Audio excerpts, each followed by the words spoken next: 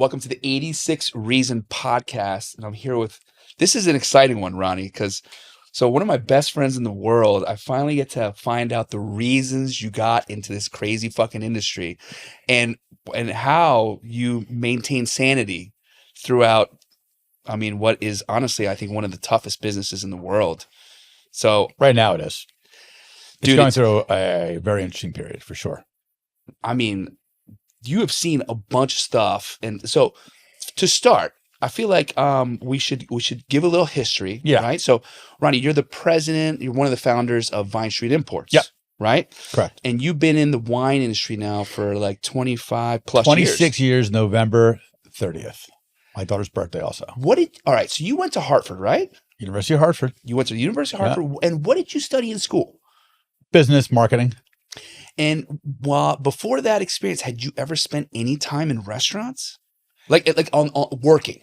Yes. You did? I did. I didn't know this. I told you this. I had one restaurant job in my entire life. Okay, you've done one and done. One and done. It was enough to turn me off of restaurants for forever. And when I tell you what I did, you'll get it. And I'll even tell you the place. Okay. Because you'll remember it. Okay. And I think it's important maybe to let people know that you and I are basically from the same part of the same town. Right. So yeah. So Ronnie and I have both spent a lot of formative years in South Jersey, in Cherry Hill, New Jersey. Yeah.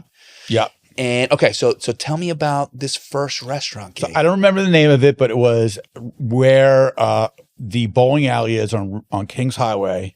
The Playdrum. It's now the Playdrum. Where the Playdrum, in that space where the Playdrum is, there was a Chinese restaurant there. And my first real job was as a dishwasher in that Chinese restaurant.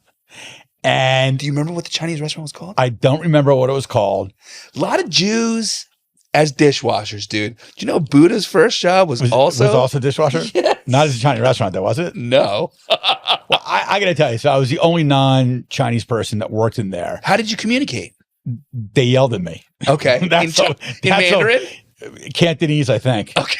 But that's basically what happened. And it was the worst job I've ever had. How long? How long did you last? Maybe a month. And I've worked all kinds of jobs, right? All kinds of weird jobs. I worked for 2 summers in a shoe store in Cherry Hill, also called Quaddy Shoes. Okay. I worked at a dog food store on Route 38 where I basically was slugging 40-pound bags of Yukonuba. Okay. Every day. Did that for a whole summer. That was a hard job because it was manual labor. Yeah. But it was actually it was fun. Like it wasn't that bad. Okay. So you've been one of the warehouse guys. Yeah. Okay. Oh, totally. Absolutely. Okay. That was my first and only experience really doing anything. So you got hazed in how did this happen? Like, was this a Chinese restaurant that you guys would go to when you were? No. I wanted to make a little money. I think my allowance of like $10 a week or whatever it wasn't getting me very far when I was 14 or 15.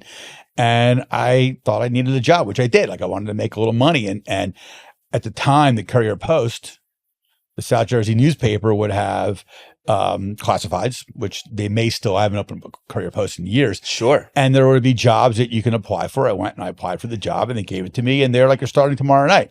So I literally started on a Saturday night and it was madness from the moment I got there. And it was just hard. And I worked only on the weekends. It was Friday and Saturday, maybe Sunday. Which probably, it's probably they're getting crushed with business. Yeah. Yeah. It was just dirty plates thrown at you nonstop from like people that you can't understand. Yeah. Did you get any training, or they were just like, there you go? No training. Of course not. It's not a hard look. It's a hard job because it's kind of gross. Sure. And you're wet. Yeah. And there's fucking shit flying at you, and there's food everywhere. Yes. Right. And you're taking the trash out and restacking. The nights went fast. But I could only do it for so long. Like, there was a point where I was just like, this is just not worth the $4.75 I'm getting paid. Because that's what it was. Not even all the General Tso's that they could throw at you? They didn't even give a staff meal. Like, I didn't get staff meal. I got there, I started working, and I left. There was no free General Chow's. Ah. No. That would have bought me another 2 weeks. Yeah. I think if I wanted, I probably had to pay for it. So jeez, I wasn't eating any General Chow's. Oh, right. So, okay. So you did dishwashing. And then, I mean, through the twists and turns of life. Yeah. Because you have traveled extensively, right? Even before Yeah. you got into wine. So My talk a little parents bit were about that. My parents were always big travelers. Okay. Even when we were little, Okay. we went on family vacations to places. I remember, I mean, you'll appreciate this. It was probably in 82 or 83. I was in high school, probably a freshman. So it was like 1981. My dad had this great idea to take the family to Colombia. Really? And this was right when all the cartel action started happening. And it got so bad, there were a bunch of assassinations in Bogota and Medellin because of Escobar and whatnot. And my mom, and we were supposed to go literally a week or two later. My mom was like, there's no way you're taking us to Colombia. And so we switched it real fast. And at the time, we had a travel agent, right? Because that's what most people had back then. Okay. And they sent us to Venezuela. So I'm one of the few Americans that actually have been to Venezuela because it doesn't feel like anybody's ever been there. The only Venezuelans I know who've ever been to Venezuela are from Venezuela. Venezuelans, right? Yeah. But we went to Caracas and we went to one of the beach towns and it was great. And that was during the 80s when Venezuela was probably the most progressive country in South America. At that time, that was before all the socialism crept into it. Right. And the government taking over infrastructure and all that stuff. Yes. I mean, it was basically what Colombia is now. Right. Before Petro, I guess. Right. Okay. You know, like it was a pretty cool place to go. So you're traveling a bunch as a kid, and I feel like, and your father was huge into wine, right? Yeah, and he traveled for work, right? So he was always traveling to Asia for work. Okay. And my father got into wine in 80, 81 or 79 maybe.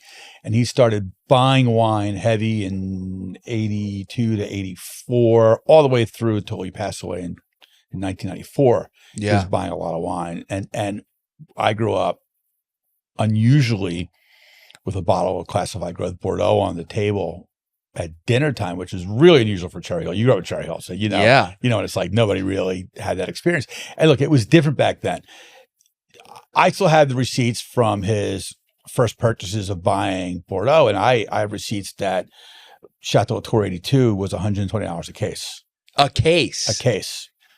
So it was different days. And yes, I know the money's different, but it's not that different. Right. Right. It was just much cheaper back then. You can buy Lynch Bars was $6, $7. Well, I mean, to put it in perspective, you could buy back then you could buy a VCR for $120. Yeah. I mean, I wish I could get a DVD player's worth of Lafite for a case of Lafite. I remember like on Emerald Wilson Boulevard, there was that really awful liquor store that was. My dad used to go there all the time. They had the best Riesling selection in the 80s and 90s. And you could find, this was like when like Terry Tees was just starting out, but it was brought in not by Skirner, by like Milton Cronin. Remember that? And they had all kinds of crazy Spätlese and Auschwitz for like $6, $7. Wow. And I still have a lot of it. Like I still have that stuff because it ages so well. Right. But so back to my dad. So he really got me going on wine at a really young age. And then like in college. When do you remember when it clicked for you, like wine? Then. But were you in high school? Were you in college? High school for sure. And back then, did you have a favorite? Would you like try to coerce your dad into popping something like for your birthday or something like that? Sauterne. Just because I was a kid and I had a sweet tooth. Yeah. But there was a French Thai place up in Upper Darby, right next to the Tower Theater, that I'm trying to think of the name of it. And it was BYOB. And I remember my dad and going from Cherry Hill to the Tower Theater back in 1985. Yeah. Was far. Yeah. It seemed like it was the other side of the planet. Because there was no Thai restaurants in South Jersey back then, I guess?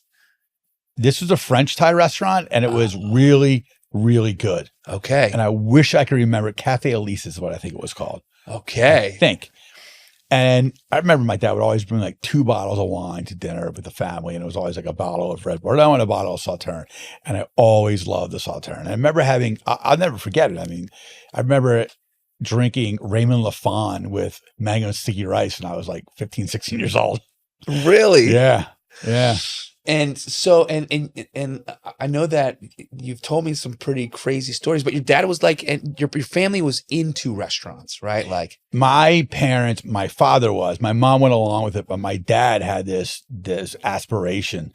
This is at the time when right before he died. So his aspiration was to basically eat at every Michelin 3-star restaurant in the world, which at the time there weren't a lot. Okay. You know, there was 20. Okay. And all of them were in Europe. And not only Europe, but I think there were 17 in France, 1 in Switzerland, which was Girardet, which I got to go to with them, and then I think 2 in London. Okay. And that was basically it. Now there must and then in Monaco. And in Monaco. And in Monaco.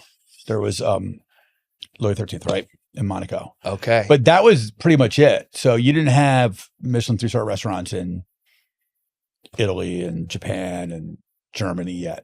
It was before it spread out. Yeah. Because I mean, it's becoming a phenomenon. Now Michelin's coming to Philly. Yeah. Yeah. It'll And be Nashville and a lot of other places. So, I mean, look, I don't want to say it's jumped the shark because I'm sure all these restaurants deserve all the accolades. Yeah.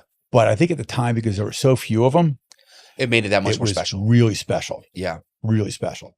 It's crazy. So, okay. So you worked in textiles for a long time. Let's talk about like just your transition to the wild world of wine. So after college, I moved to New York City, worked in textiles. I further got into wine by living in New York. I worked on 38th Street between 5th and 6th, and I used to live in the Upper East Side, and I would take the train home every day. But on my way home from work, I would walk by W.M. Socklin every day. Oh, get out. And I had friends that worked there, including Dave Socklin, Bill Socklin's son, who was the owner. And this was a pretty interesting place at the time. There were a bunch of people that worked there that also worked at Burgundy Wine Center with Al Hodgkins. And a couple of these guys went on basically to work at the Wine Spectator also. Okay. But there was a crew of us that would sort of, after work, end up there.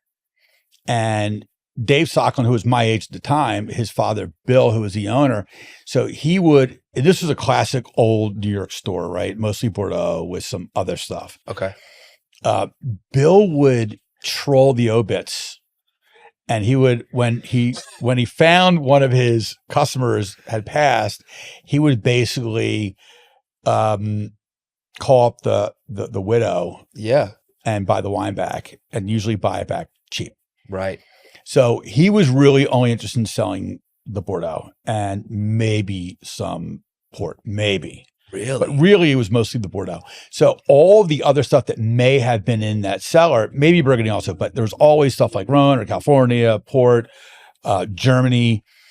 That would all be stuff that he would be willing to let go for a few dollars. And I mean, a few dollars, like $5. Okay. And so this little group of kids, because we were 23, 24, 25, but we were all into wine, we would all sort of congregate there and open stuff. And there was things like 55 Taylor Flagate. I got to open there and drink. You know, there was all kinds of crazy wines being opened. And that furthered my interest and my passion. And when I moved back to Jersey, well, I first moved to Malaysia for a little while. I had a job there. Little pit stop, which my father kind of like pushed me into doing because he wanted me to get some experience elsewhere. Sure. Which it was an incredible experience living there. But then I moved back to Jersey and started working with my dad. And that's when it even went that much further because he and I started buying futures together. Okay. And that's when I really started delving into it. He only really drank Bordeaux. Yeah. Occasionally he'll have a bottle of Burgundy white, mostly. Okay. Because he needs something to start with. Yeah. And occasionally there would be a bottle of La Chapelle or something like that thrown into the mix. But like anything else from any other country would be completely frowned upon. I remember one time, this had to have been 1993, I was with my old buddy, Charlie Beatty, who I know you know, who now runs a wine business, a wine retailer in New Jersey. He asked me to go to an Australian wine tasting at Beau Rivage in Medford. Whoa. Remember that place? Charlie asked you to go. Charlie asked me to go as his guest, because he got invited by the guy who started Old Bridge Cellars. And he had a guy with him named Dennis Horgan, who is and was the owner of Lewin Estate. This was right when Lewin Estate first got imported by Old Bridge Cellars. Had never been in the country before. And my dad liked white Burgundy. So I got the opportunity to taste a lot of white Burgundy from him. And I remember trying Lewin Estate 1991, the Artist Series Chardonnay. Whoa. And I was blown away by it. Now, listen, I was still only like 25. So my though, wine knowledge wasn't even great. having a reference though. Yeah, but I remember like taking the half of the bottle that wasn't drunk and bringing it home to my dad because it was a lunch. So there was still dinner, right? And so I got home to have family dinner. My dad had a bottle of whatever on the table, and I was like so proud. I'm like, Dad, try this. You got to try this. And he took one look and it was like, nah. No, huh? Didn't want anything to do with it. I think I drank it. Yeah. It was awesome. Yeah. But that was my first exposure to Australian wine. Was lunch. Does this guy know this? The 1991 Lewin guy? He doesn't, but I'm good friends with the guys that run Old Bridge Cellars now, and they know it because Rob McDonald, who owned it, he sold it years ago. Okay. He sold it to a guy who is the Corona. He owns the rights to Corona in the U.S. So, interesting. Yeah. So that's Quan. That's some nice dough. Sure. Yes, for sure. But I remember the wines. I remember there was the wineries were the McAllister, Virgin Hills, Lewin Estate, and Mount Mary. And I remember like the vintages and stuff that we drank. I mean, it was really a profound experience for me. Like it really opened my eyes up as to what other countries could produce. And look, knew nothing about Australia. I don't think most Americans did. Sure. At the time, it was basically what was here: Lindemans, Penfolds. And those were good wines back then because they were privately owned. So this is before all of those wineries went public or got bought out by the South Courts of the world. But that got me starting to buy things like Lindemans and Penfolds. Interesting. Yeah. And I still have some of those older vintages from those types of wineries, and they're amazing. They made great wine back then. Now, now it's a business. It's a business, right? It's not the same. It's not the same. It's not the same. Yeah. No, Lindemans is now on the bottom shelf everywhere, right? At $8. Which is crazy. And back then they were making wines like Balmoral, which was $35 in the 90s. And it was great. Insane. And they still make that wine, but I haven't had it, or I don't know if anybody really cares about it anymore, at least in this country. Even in Australia, it's not really talked about. It's interesting because if your pops was now to see the type of business you built, yeah, and how you built it around a lot of not classical stuff, everything but right, yeah. I mean, look, one of the things that I would want the most, if I could do anything, would be for my father to like know what I ended up doing, right? Which is a wild ride. Yeah, because there was 5 years between when he passed and when I started the business. Like that would be such an amazing thing to see what not only me but my sister, who's my partner. Yes, because she came from the banking side, so she was not involved in our business, the family business at all. She was a banker. She's a corporate lender, right? Institutional lender. So I think if he knew that his two oldest kids were running a wine business for 26 years. Importing from all over the world. He'd probably be super depressed that we shut down his business, to tell you the truth. But that industry is just dead. Right. There is no industry anymore.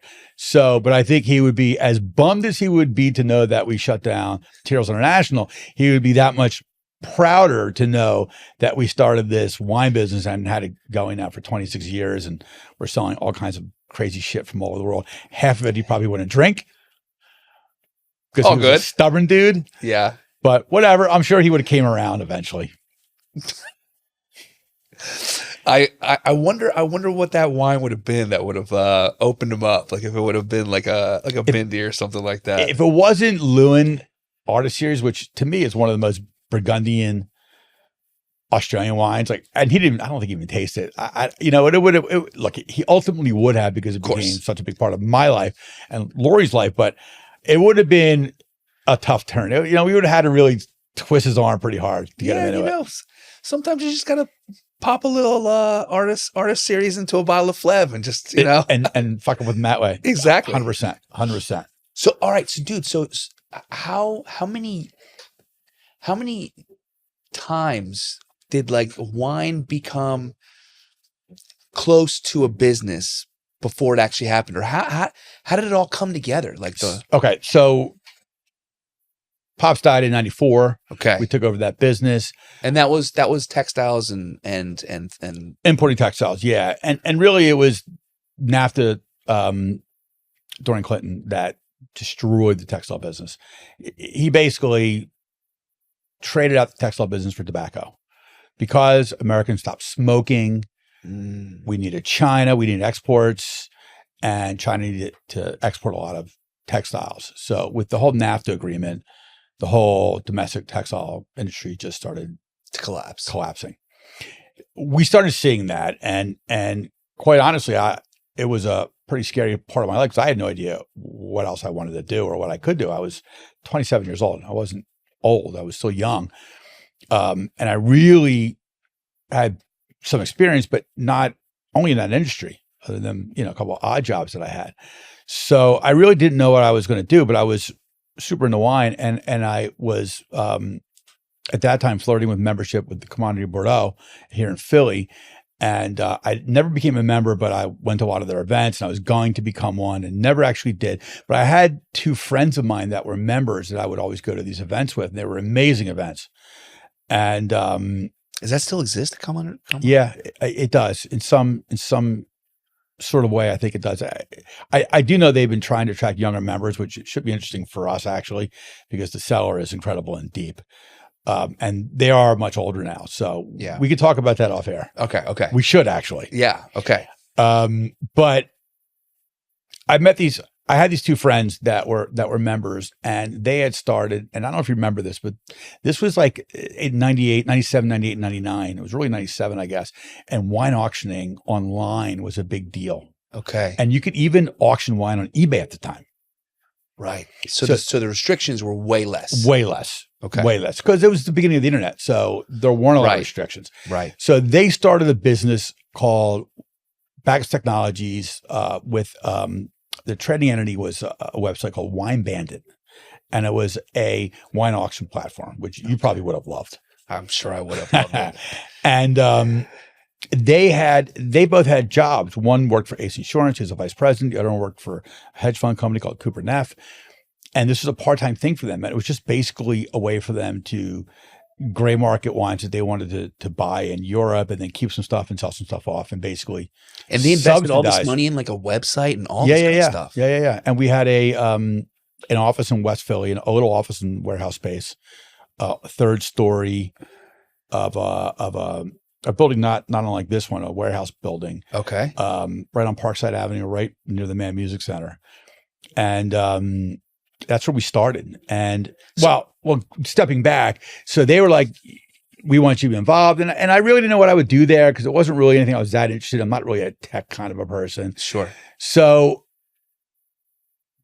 I met a guy named Michael Twelvetree, and he was gray marketing Australian wines. And this is the beginning of the internet to the US. And this is when Australian wines started becoming popular. And he was gray marketing what? Stuff like Grange and those kinds of wines? No, more stuff like Three Rivers, Veritas, Fox Creek, Greenock Creek, all those big early Parkerized brands. Sure. But this is before they were getting a lot of points. They just started to. So he was more of a broker then. He was literally buying stuff from the wineries at retail, and because the Aussie dollar was so weak, he was basically selling it to Americans at far less than what their importer, because they had an importer at the time called the Rainbow Palette, who was basically marking the wines up way, way, way high. He was like undercutting the importer. So I started buying wine from him. How'd you meet him? Just through the camaraderie of the Bordeaux and the world? I think that how about this? The E. Robert Webb board. No. Yes, that's how I met him. Yep. Do you remember that? The Robert Parker board? No, but dude, so there was, that was a big deal back then. It was original Reddit. It was original Reddit for wine, exactly what it was. And so literally, I'll never forget this. I was still in the textile business, and I was going to Indonesia, to Jakarta and to Singapore. And when I was in Jakarta, I became friends with this guy named William Wangza, who, because Indonesia is a Muslim country, the wine laws are rigid. And this guy, William Wongza, restaurants couldn't sell wine. Only private clubs could, but he had a private club, and it was like a private wine club. We became friends, and he was doing this crazy dinner, all these collectors, and I got an invite to go when I was there. And I was home one night, and then I got a phone call on my home phone, right? Not my cell phone, but my landline. Okay. Which wasn't a landline. It was, one of the ones with the antennas you can walk around with. And I'm like, hello. And all of a sudden there's an Australian accent. G'day, mate. This is Michael Chaltree speaking. Is this Ronnie? I was like, yeah. And we just ended up talking for like an hour. And I said to him, I'm like, I'm going to be in Jakarta for this crazy wine dinner. You don't live that far from there. You're in Australia. How about you meet me? He's like, yeah, sure. So sure enough, he meets me in Singapore, and he has his whole, like a piece of luggage, like the one that I had, the wine luggage. And I'll never forget this. So we each go into Indonesia, into Jakarta with boxes of wine, right? Wine luggage full of wine. And it's a Muslim country, right? So it's not exactly legal. Okay. And it's also an extremely corrupt country. And a little bit of greasing goes a long way. Goes a long way. Yeah. And at the time, one of the textile mills that we worked with was a company called Sanders, and the owner was a guy named Mintarju Halim. Mintarju Halim was best friends with, from as a child, with Mintarjo, who was the president of Indonesia. So I always kept this card, and I always had a get out of jail free card, because all I had to do, and he was also a minister. He was a minister of the interior, I think, if I recall. Okay. So he was a big deal. Super connected guy. Super connected guy. So I never really sweated anything when I was there. And I went there like 2-3 times a year at the time for work. So and there's no air conditioning in this airport, right? So we get to Jakarta, and you know how it is when you're going through some of these foreign airports, you get your luggage, then you have to put stuff through a metal detector. Right. Right. So they see that it's wine, and all of a sudden there's 8 cops, police officers. I guess they're customs officers. Customs officers, yeah. And they bring us to a room that's 8 by 8, and it's 100 degrees in there. And over wine. And I know it's about a shakedown, right? Like I know what's going to happen, and I know if I get in trouble, who I'm going to call. So I'm not sweating at all. Just a matter of how much it's going to cost. Michael Chaltree, who is as English as you can, he's a light-skinned, reddish skin, blonde dude who's a little bit large.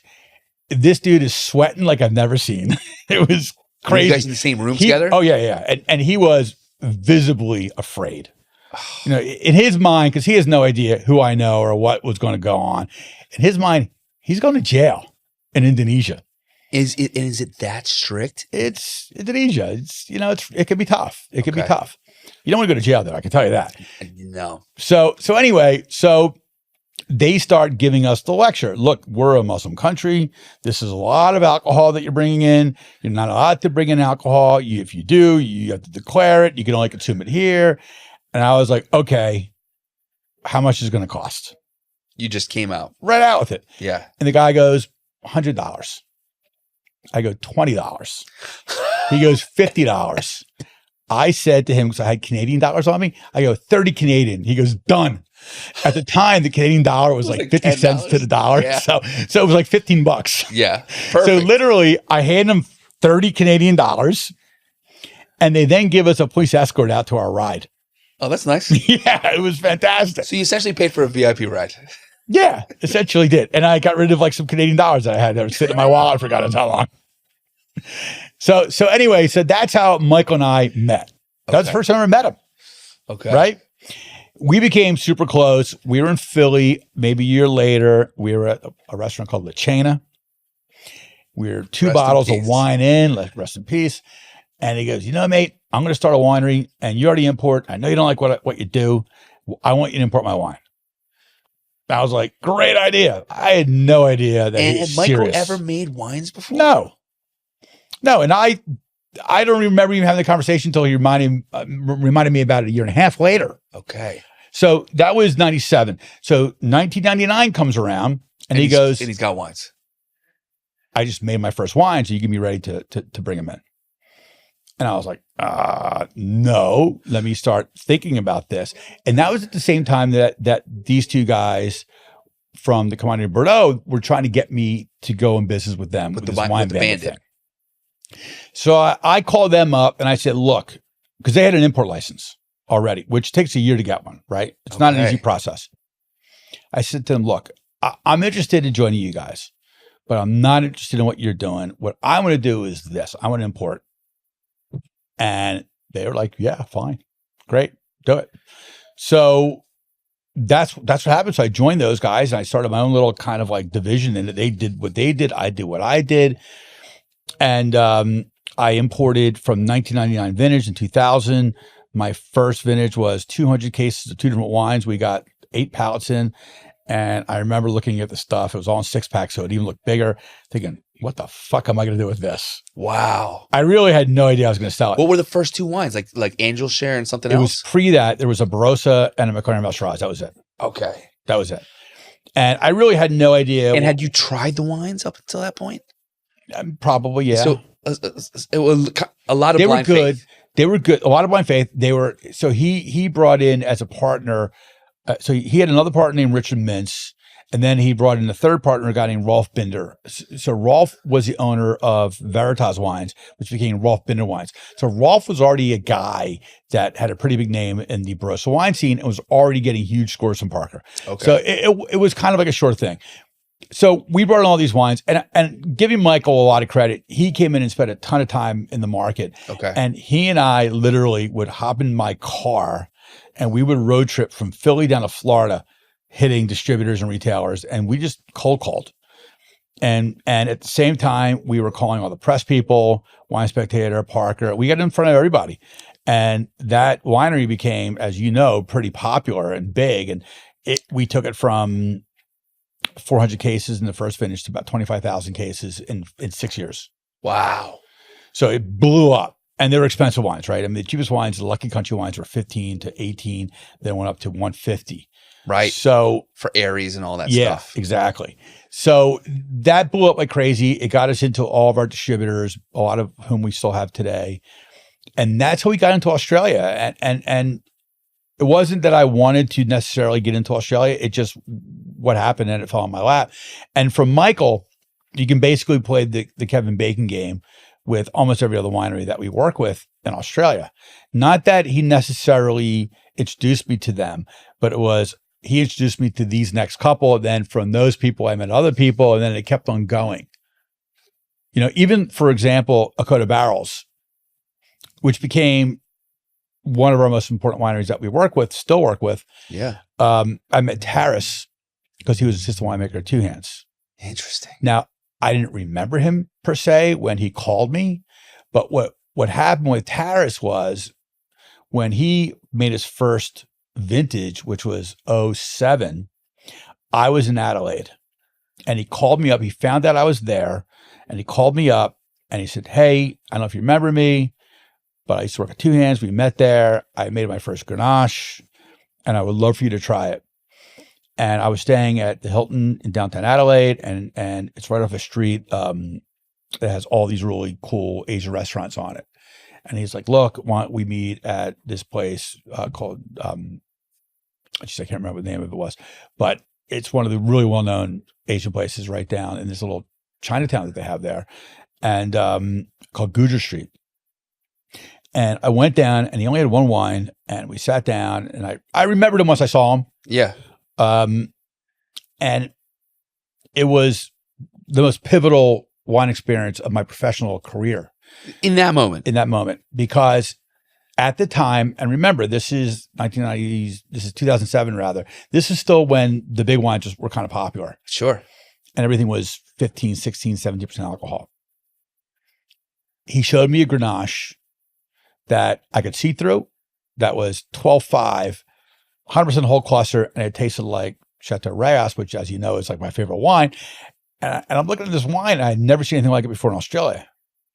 There wasn't anything else like it before in Australia.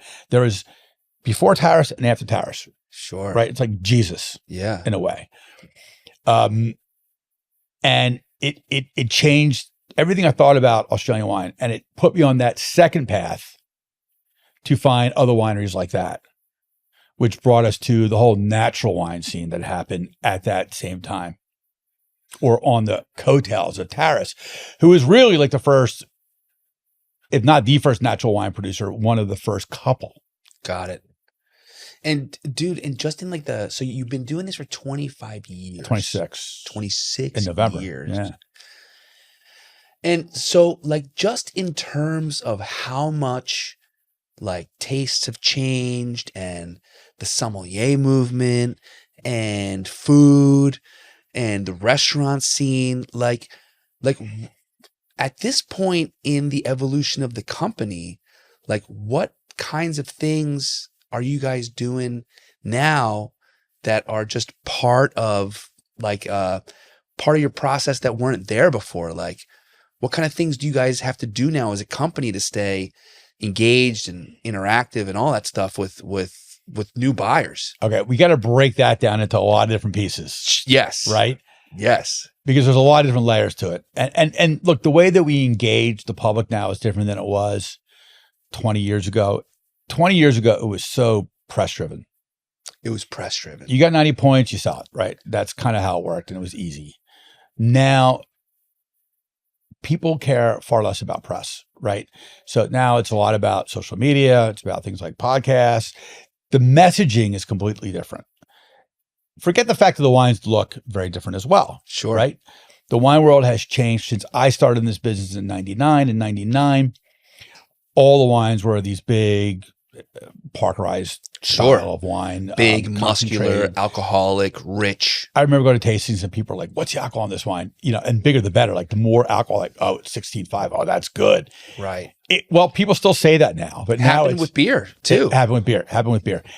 But now it's the opposite. People are like, what's the alcohol on this wine? It's like, well, it's 11.5. Okay, well, that's great. Yeah. It just completely flip-flopped.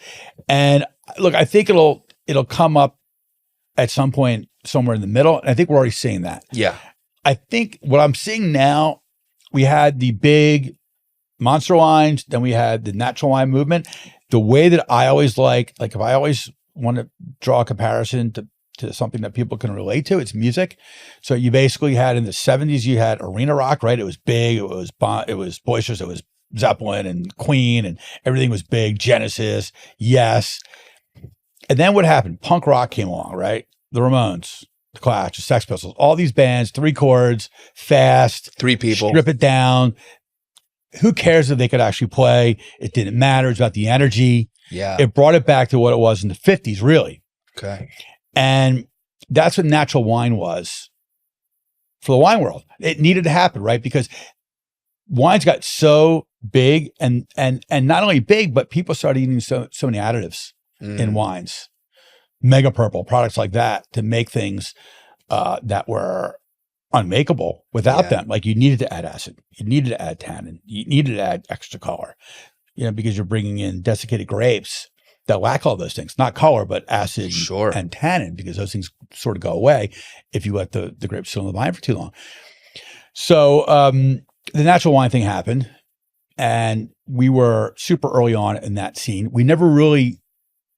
So when the natural wine thing happened in Australia with brands like a Coat of Barrels, and then right at the same time, there were 4 guys that started a little company called the Natural Selection Theory.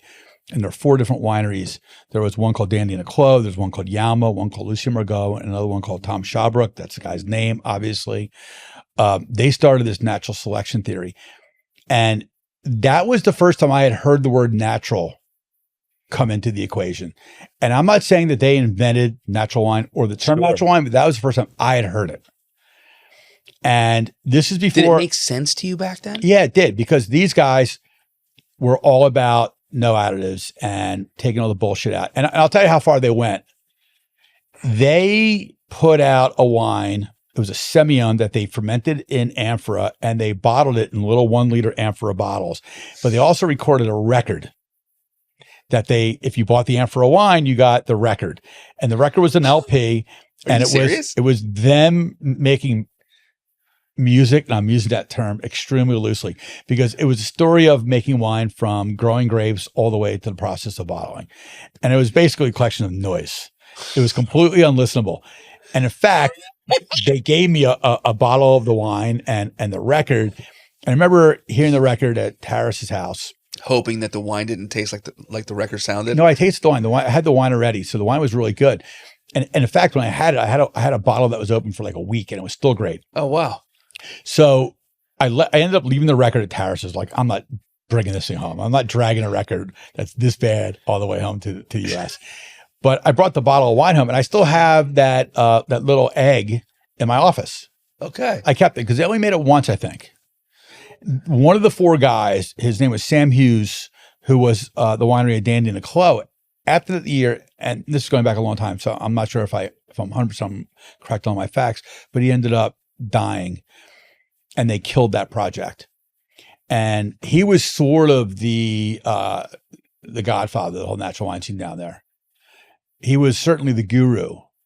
And when he passed, the baton went to these four guys, and these guys, they would take their wines, or three guys now, and they would do road shows all over Australia promoting natural wine, and they would do crazy stuff. They would like go and do tastings wearing ballerina outfits, stuff like that, just to bring attention to themselves. Got it.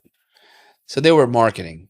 I mean, they were marketing geniuses, yeah. And all the packaging was crazy and interesting. And I mean, they all had like those round labels that you see now everywhere, but you didn't see round labels back then.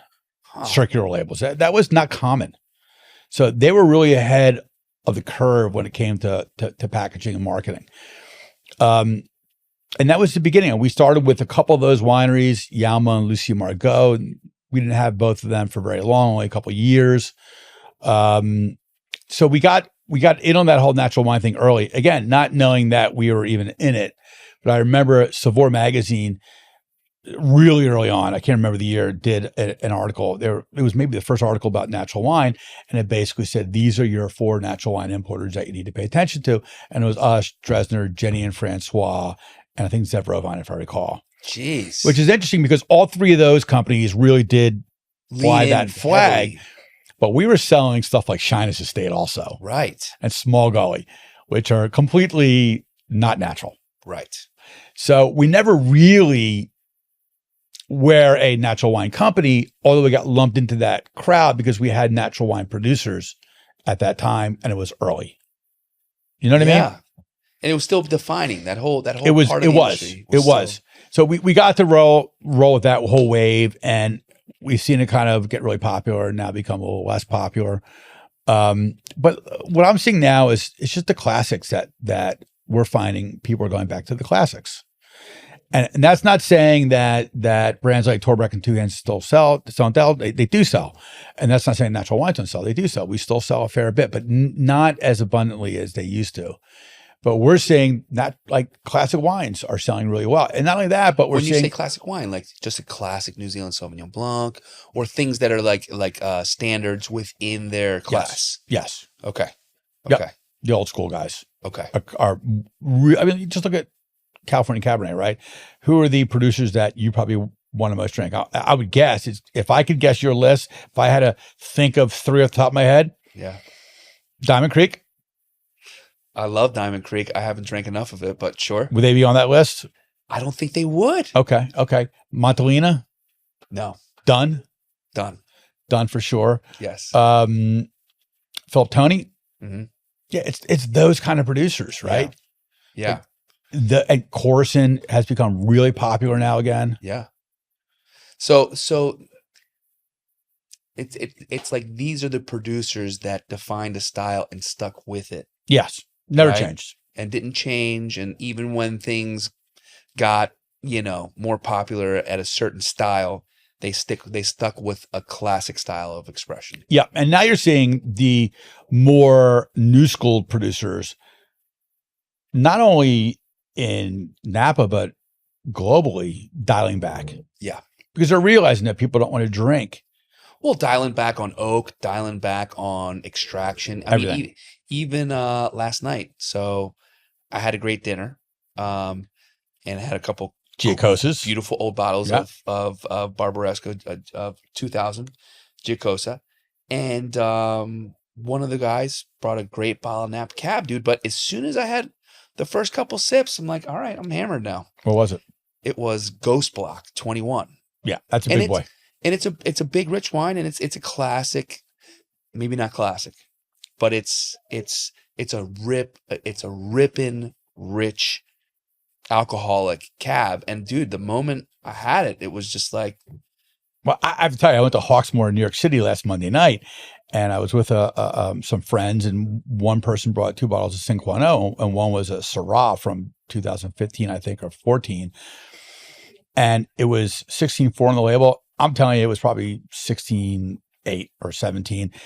I was wearing my glasses, and every time I took a sip, the alcohol fumes got into my glasses. It was burning my eyes.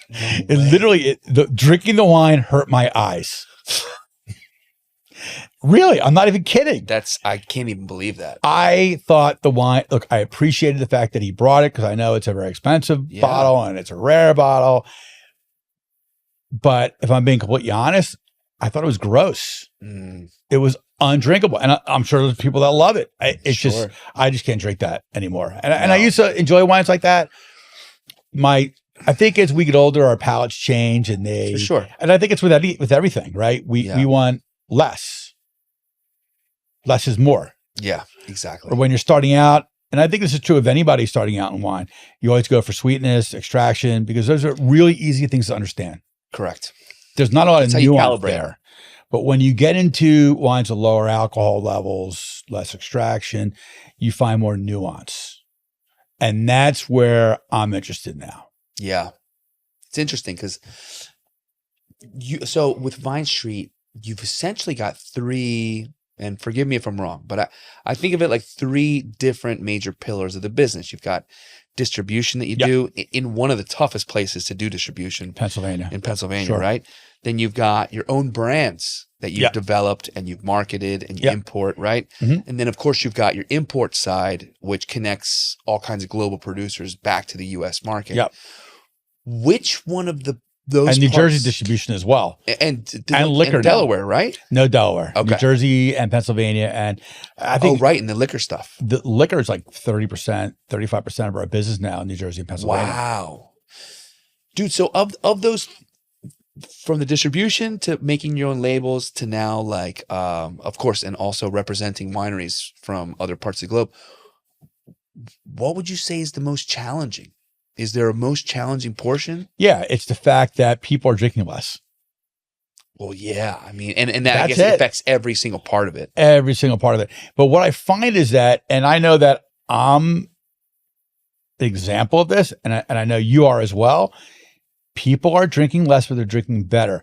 So I can say for certainty that the average bottle cost that we're selling now is higher now than it was 10 years ago. Okay. And that's not because of inflation. Okay. In my opinion, it's because people want to drink better wine, but less of it. So instead of buying a $10 bottle, they're buying a $20 bottle, and they're going to drink it twice a week and not 5 days a week. Yeah. In the case of someone like yourself, it's not a $25 bottle, it's a $100 bottle. Yeah. And you want to drink it twice a week, and you want to be blown away by each one of those bottles. Right. And we're not exceptions. Right. I think we're more the rule now. And anytime you have a situation like that, you have less demand, it makes it more difficult. And look, you've had, in the last 10 years, you've had so many new companies prop up. So I do feel like there's going to be a thinning of the crop. And I think with the tariffs that have come on board, because we have to, as importers, and this is not just true for the wine or liquor business, it's true for any business that's importing, the tariffs are due when the product hits the port. So before we even see the product, we're paying the tariff. In the case of someplace like South Africa, it's 30%. Got it. Of the tariff. So forget the cost of the wine. Like that stays the same. We're paying now 30% up front. So I think if you're not funded well, you're going to struggle as an importer now because you're out so much more cash early. Jeez. And cash flow with any business is king, right? Sure. The ability to pay your suppliers is critical. So it's going to be interesting to watch over the next 2 years to see what happens with this. I think tariffs are going to have an incredible effect on our industry. Do you think it will in any way help to support American wine? Yeah, you could say that, but remember, a lot of things like cork and glass come from other countries. So now you're paying duties on cork from Portugal and glass from France. So there's still an effect on the American producer no matter what. For sure. For sure. Interesting. And look, we sell a lot of American wines, but American wines are already expensive. They are expensive. You know, so it's hard for them to make cheap wine in California and the US now. I was just out in Oregon, and I think Oregon is now making incredible wines. I mean, world class. In fact, Oregonian Chardonnay has just, in my opinion, gone up to be one of the best places for Chardonnay in the world. We saw so many incredible wines out there, but they ain't cheap. Got it. The good stuff starts at expensive and goes really expensive. And they're still using French barrels, so they're paying for that too. Again, you know, that's a good point. We don't do a lot of barrels for wine in this country, right? I mean, they do Cooper stuff in California now, but all the wood's coming from France. And I gotta admit, okay, got it. So they're still paying an import or a tariff on the actual wood when it lands. Yeah, because nobody's changing from French oak to American oak. No, I mean, and obviously the only American oak, right? The only American oak that really has a place is some Spain, but all of bourbon, right? Yeah, bourbon. And Silver Oak still uses it. And I mean, there's a couple of wineries that have that signature style where they'll use it. But there's, I mean, how many can you think of? 3? What is it? Silver Oak? Someone I can think of off the top of my head, to tell you the truth. I'm sure there are others. And look, maybe others are going to start mixing in a few barrels here and there just to save some money. Sure. But you know, the thing is, actually, it's like compared to 20 years ago, you're doing this almost as long as me. The amount of new oak that people use now is way, way, way down. Like, do you remember when wineries like Dominique Laurent and Burgundy or Dugat P would not only ferment an oak, but then they'll rack into new oak? So they do 200% new oak. Jeez. That was a thing in the 90s. Wow. I remember reading that and being impressed by it. Well, can you imagine how much that cost? No. So now everybody's kind of paring back on the oak, which is great for the margin. Yeah. And look, a lot of people are going back to concrete because it's a better vessel and it's recyclable, right? You can just clean it and use it the next year. You know, a lot of people are making wine in concrete now and amphora and not using wood at all. Yeah, absolutely. And glass. Yeah. Yeah. So, dude, now that you've had what's been like multiple cycles in the wine industry, like what kind of relationship do you end up with the producers, seeing exactly how these sales go? Like, do you tell them, hey, at this point, I'm seeing that people are drinking less, but more quality. Maybe we should, We have these conversations all day, every day. You do. How receptive are some of these guys? And some are. Yeah. And they completely understand the market. And some want to close their ears and their eyes and pretend it's not going to. And just keep pushing forward the way they always done. What do you think has been the toughest part for you about the wine industry? We could be in it right now. And look, business is still pretty good. So I have nothing really to complain about. But this trend of less drinking is worrisome. Do you think it's the beginning? Or do you think this continues? I think it's a trend. What do you think? I honestly believe that, you see the ebbs and flows of everything, whether it's like fusion cuisine, which was such a thing in the early 2000s. Now people want more traditional stuff. I think it's ebbs and flows. It is. And I think those who aren't into alcohol now, it's just gonna come back. I'm going to tell you another big factor as to why people are drinking less. And I think you'll acknowledge this as soon as I say it, is legalized marijuana. And Absolutely. I think that a lot of people, myself included, are substituting. Well, and you think about it too, it's like, nobody wanted to drink. When I was growing up, nobody wanted whiskey. Nobody wanted whiskey. Nobody wanted bourbon. Nobody wanted any of that stuff because that's what your parents drank. Yeah. And then a new generation comes around and now beer's cool. and then beer got into the craft movement. I mean, we've seen. I mean, Now beer's tough. Wild to me how incredibly focused some of these trends become, and you literally watch them like change before your eyes. I think I mentioned I had lunch with our bankers yesterday, and we were talking about the industry in general, and they were telling us how like banks don't want to back breweries right now. Like they're all scared. Which was the hottest thing 10 years ago. They're all scared of breweries. You know, breweries are scary. I guess, look, I don't know much about the beer business, so I should probably keep my mouth shut. But I would guess from them saying that quite a few have closed down. Like, you know, banks take haircuts. All of a sudden, they get really nervous about the industry. Of course they do. That's what happened to the textile industry. Right. It was the same exact thing. As soon as, and that's what happened with our bank in the textile business. They came to us, they're like, we went out of the textile business. We see too much bad shit happening, and we went out. And that's what really pushed us out of the business. Because our bank was like, you have 2 years to close down and pay us back. That's what they said to us. Right. That's insane. Mm-hmm. All right. So then let's talk about, like, let's finish up with like the things that are the best. What are your favorite parts about this industry? Relationships. Yeah.